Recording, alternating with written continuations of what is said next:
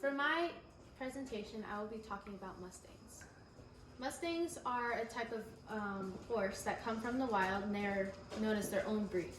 The government owns them until you adopt them. So in order to officially own and legally own your Mustang, you have to have a title. You can get a title after having your Mustang for a year. Then they're known as your horse and not the government's. So some requirements for getting a Mustang are that when you first get them, they have to be in a 6-foot fence, and you have to be approved by some specialists to make sure that you are able to take care of a Mustang. Some things that you can do to determine that they are a Mustang are right here. They have a brand on their neck. It'll always be on the left side, and they are either done by a freeze band or a heat brand. He has a freeze brand because it's overgrown by white fur. This part right here, if I shave this, you can be able to see it better, but this is a U showing that it is government owned. The next two symbols, they all symbolize numbers, and those symbolize the age of the horse. The next 3 symbols symbolize where the horse is processed, and the last 4 digits, or the symbols, will symbolize the number of the horse. When you get your horse, you will be able to get a tag around their neck showing their number.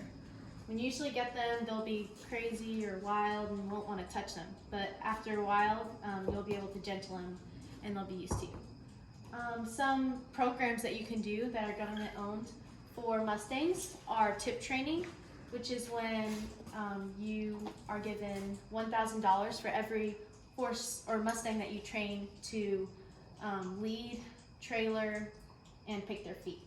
So one good thing about Mustangs is that they have very hardy feet. Since they come from the wild, they're used to depending on themselves, getting their own food, and they'll be able to trim their own feet for walking on rocks, and so that's one good thing about them. They naturally have hardy feet. So some horses will need shoes or anything on their feet, but Mustangs are good with that. I got him in April, so it's been almost a year since I've had him, since I've gentled him. And also, before you get your Mustang, people will get them and they'll have their coggins done. They'll have they'll be updated on shots, coggins. They will get their feet trimmed, and all the stallions, they will geld them, and they'll sometimes filter their teeth depending on the person is. So yeah, that wraps up my demonstration for Mustangs.